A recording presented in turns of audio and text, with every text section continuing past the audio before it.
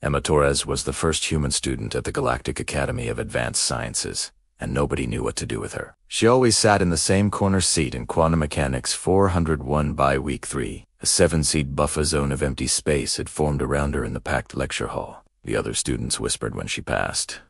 Deathworlder, they'd say. Predator species. They talked about how fast she moved, how their planet's atmosphere was literally poison.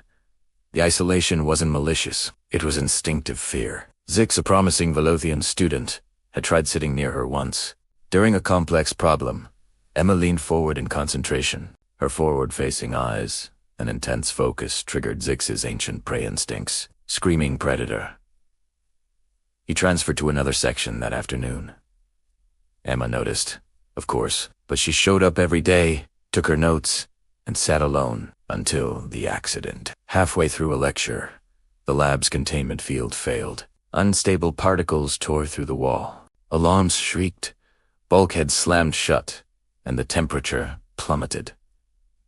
Chaos erupted. Professor Kixono, a Zenthorian, collapsed from the sudden pressure change. Several students went into shock from the cold. Others began to fail as their biology gave out. And then Emma Torres stood up. She didn't panic. Se moved. She checked Professor Kixona's vitals with a shocking efficiency. She stripped off her jacket of primitive cloth no one else wore and wrapped it around a Hexarian whose body was shutting down. Her voice cut through the chaos like a blade. Zix, help me move Kixana away from the breach. You three, get the Hexarians to the far corner. Layer your clothes. Body heat. She was already moving to a Cretaxian student, knowing thermal shock would kill him in minutes. The Deathworld-forged body they all feared didn't slow in the cold or the thinning air, while other species struggled to adapt. Emma's just worked. Her homeworld had prepared her for this. She organized them, prioritized the most vulnerable, and used her own clothes to insulate others. She carried the professor's considerable weight while students twice her size struggled. When 2 Velothian students started hyperventilating, Emma's voice, once a source of fear, turned soft. Look at me! Breathe with me. Ino, you're okay. I've got you.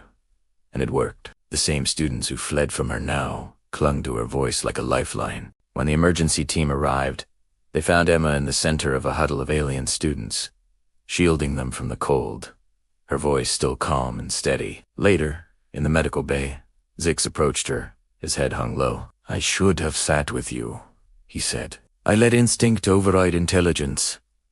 Emma just smiled, tired and kind. Your instincts aren't wrong, Zix.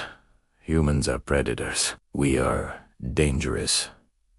No, Professor Kixenol interrupted from his medical platform, his eyes glowing with wonder. We've been thinking about this all wrong. We feared you because you're a predator. But we forgot what that means. Predators don't just hunt, they protect. They organize. They think clearly when chaos strikes. Your instincts aren't to flee danger there. To face it. Zix realized it then. You ran toward the breach, not away. Emma just shrugged. Habit. On Earth, if you don't deal with danger, it deals with you. When Emma returned to class, her corner seat was still hers. But now, Zix sat beside her. Hexarians sat in front. A Cretaxian sat behind. Not because their fear was gone, but because they'd learned something more important. Sometimes, the thing you fear is exactly what you need when everything falls apart. The galaxy was learning that humans weren't just Deathworlders.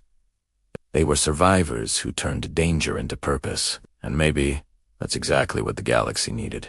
Thanks for watching. If you enjoyed this story, be sure to like and subscribe for more.